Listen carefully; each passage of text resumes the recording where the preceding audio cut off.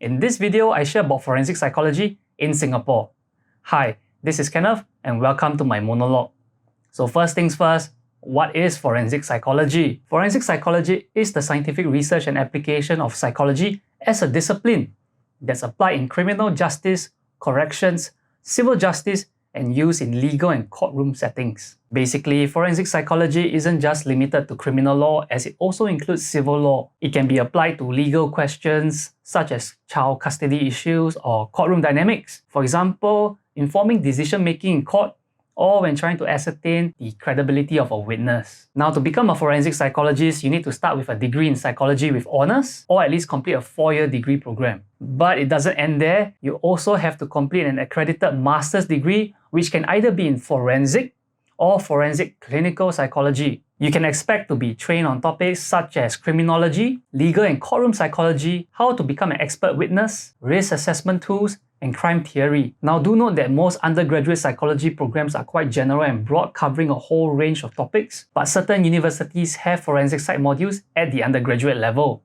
For example, NUS has a module titled Criminal Forensic Psychology, NTU has the Forensic Psychology of Crime, Terrorism and Disasters module, SUSS has a module titled Criminal Psychology, and JSU has a module titled Intersections of Psychology and Law, Forensic Psychology. So far, we have covered what is forensic psychology and how to become a forensic psychologist, but where do they work in Singapore? Now, before I go on, you should know that not all psychologists who work in forensic contexts are forensic psychologists. Psychologists trained in occupational, clinical or counselling psychology do work in this area as well. When it comes to working in forensic psychology, there's actually two main groups. There are those who are more under the forensic law enforcement psychology, while there are also those who are under the forensic clinical psychology. In Singapore, psychologists who are forensic law enforcement oriented focus on criminology, investigation support, police and law enforcement issues like crime prevention, crime profiling, negotiations, crisis response, personnel selection and leadership assessments, and psychological interventions for intelligence operations. On the other hand, we have the forensic clinical psychology oriented psychologists, and their work, which is more clinical oriented, will focus more on risk assessments, rehab, child abuse, domestic violence, and interventions for juvenile offenders, and include the therapy and treatment of offenders. Whether you're focused on forensic law enforcement psychology or forensic clinical psychology, psychologists working in a forensic context usually end up in one of these 9 places. First up, we have the Police Psychology Services Department in the Singapore Police Force. So police psychologists work in 3 main areas, or what they call the 3 O's. And they are organizations where they do pre-employment screening tests and leadership assessments, operations and investigations where they are on hostage negotiation teams, help detect deception in interviews, develop criminal profiles, and support victims of crimes. And then we have the final O, which is officer support, where they provide services such as peer counselling training, counselling programs, and life skills building. Then there's the Psychological and Correctional Rehabilitation Department of the Singapore Prison Services. Prison psychologists usually work closely with case managers and counsellors to rehabilitate prison inmates and provide consultation to operational leaders. Then we have the Home Team Behavioural Sciences Centre. Psychologists and researchers are hired by the centre to conduct research and training related to crisis leadership, offender profiling, terrorism and extremism psychology, criminal psychology, and the psychology of resilience.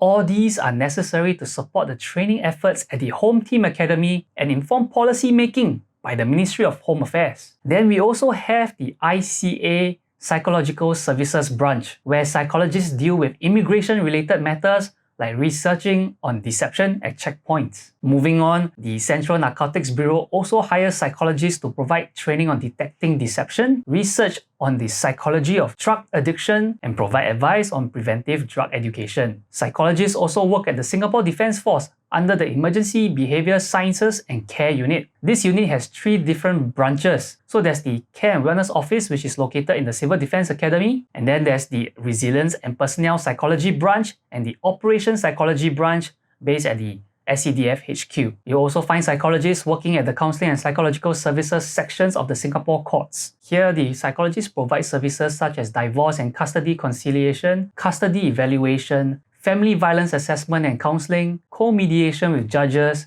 mental health related training, and crisis intervention. You'll also find forensic psychologists working at the Clinical and Forensic Psychology Service of the Ministry of Social and Family Development. Here, they either work with children or young persons who have experienced abuse and trauma, assess and treat high-risk youth with criminogenic needs, or conduct local research and studies. Lastly, there are forensic psychologists at hospitals and the private sector who provide services such as assessment of mental state, risk assessment, or fitness to stand trial assessments. Okay, thanks for watching till the end of the video.